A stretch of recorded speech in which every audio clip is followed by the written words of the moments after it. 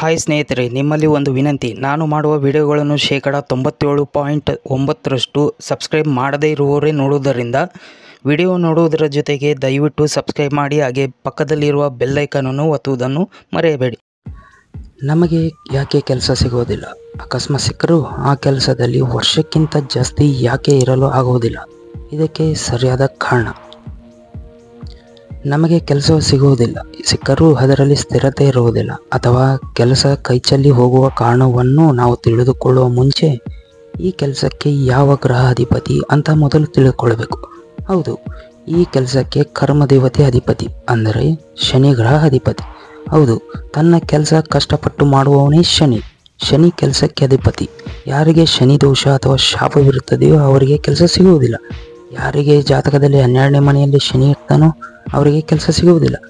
ಯಾರಿಗೆ ಲಗ್ನದಲ್ಲಿ ಕೇತು ಇರುತ್ತಾನೆಯೋ ಅವರಿಗೆ ಕೆಲಸ ಸಿಗುವುದಿಲ್ಲ. ಯಾರಿಗೆ ಶನಿ ರಾಹು ಕಾಂಬಿನೇಷನ್ ಇರುತ್ತದೆಯೋ ಅವರಿಗೆ ಒಂದೇ ಕಡೆ ಕೂತ್ಕೊಂಡು ಕೆಲಸ ಮಾಡಲು ಆಗುವುದಿಲ್ಲ.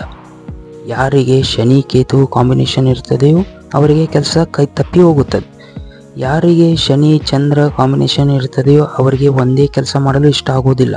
ವಿಷಯಕ್ಕೆ ಬಂದರೆ ಜಾತಕದ ಅನುಸಾರವಾಗಿ ನಮಗೆ ಕೆಲಸದ ಭಾಗ್ಯ ಇದೆಯಾ ಅಥವಾ ವ್ಯಾಪಾರದ ಭಾಗ್ಯ ಇದೆಯಾ ಅಥವಾ ವ್ಯವಹಾರದ ಭಾಗ್ಯ ಇದೆಯಾ ಅಂತ ಮೊದಲು ತಿಳಿದುಕೊಳ್ಳಬೇಕು. ಯಾಕೆಂದರೆ ನಮಗೆ ವ್ಯವಹಾರ ಭಾಗ್ಯ ಇದ್ದರೆ ಕೆಲಸ ಸಿಗುವುದಿಲ್ಲ, ಮತ್ತು ಕೆಲಸ ಸಿಕ್ಕರೂ ಅದರಲ್ಲಿ ಸ್ಥಿರತೆ ಇರುವುದಿಲ್ಲ. ಅದಕ್ಕೆ ಜಾತಕವನ್ನು ನೋಡಿ ನಡೆದರೆ ಜೀವನ ಸುಂದರವಾಗಿರುತ್ತದೆ. ಪ್ರೀತಿಯಿಂದ ಧನ್ಯವಾದಗಳು. ನಮಸ್ಕಾರ. ಇನ್ನೂ ಹೆಚ್ಚಿನ ನನ್ನ ವಿಡಿಯೋಗಳು ಮಾಹಿತಿಗಳು ತಿಳಿಯಬೇಕಾದರೆ ನನ್ನ ಯೂಟ್ಯೂಬ್ ಚಾನಲನ್ನು ಸಬ್ಸ್ಕ್ರೈಬ್ ಮಾಡಿ, ಲೈಕ್ ಮಾಡಿ, ಶೇರ್ ಮಾಡಿ. ಪ್ರೀತಿಯಿಂದ ಧನ್ಯವಾದಗಳು. ನಮಸ್ಕಾರ.